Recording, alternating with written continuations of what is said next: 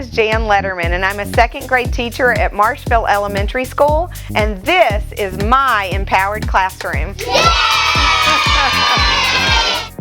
So this lesson was one of the lessons from Content Resources from Union County Public Schools, we felt like this was a really rich task that had a lot of ways in for every child and a lot of ways out. It had starting points for even my lowest students all the way up to my highest students. Today the kids used language that was appropriate for their tasks. Change. Awesome. You knew that didn't sound right and you fixed it right up in a snap. Great job. So we are going to have to make a plan. We're going to have money to spend, and we're going to have to figure out what our change is after we choose what we want to buy. We try to brainstorm ideas about what types of language we might hear in a conversation about money. And I try to kind of lean in and elevate the vocabulary that I expect to hear them use as they're discussing money with one another. Solve, I love it.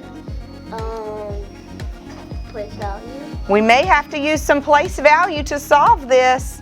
So the task today with money was something that connects back to their real life. I wanted the takeaway for them to be that we all need to know how to use money, to be responsible with our money, to be able to think about their futures and how money might fit into their futures, whether it be just as an employee that needs to manage their own money, or maybe the larger viewpoint of that there might be some business opportunity. I wanted them to understand how money works in the real world. 59.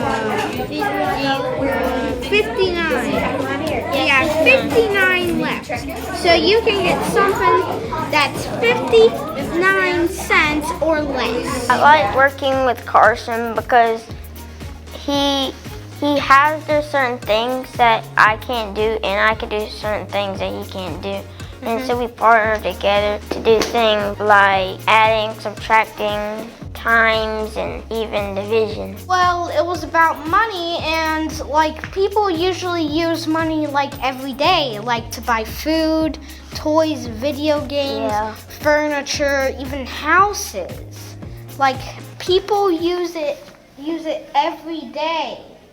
This classroom, from a collaboration standpoint, it allows our students to really be energized. They take ownership for their own learning as they collaborate with their partners.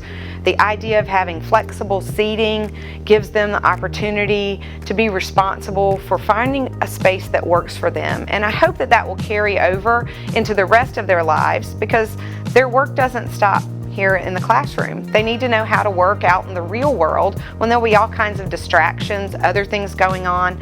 I like to think of it as organized chaos, but it gives them the opportunity to figure out what their learning style is, how they can learn the best, and I feel like it works in my classroom every day.